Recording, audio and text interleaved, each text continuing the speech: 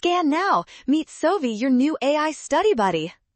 Finding an array's maximum value seems easy, but this Java code has a hidden flaw. Let's solve it fast.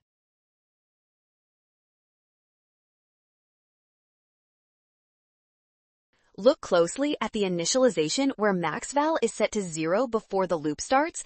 This means the code assumes 0 is the baseline for any comparison it makes later on. If every single number in your array is negative, the condition inside the loop will never be true. The method would incorrectly return 0 instead of the actual negative maximum value. If the largest value is 0, the logic holds. This makes option D the only condition where the code works as intended.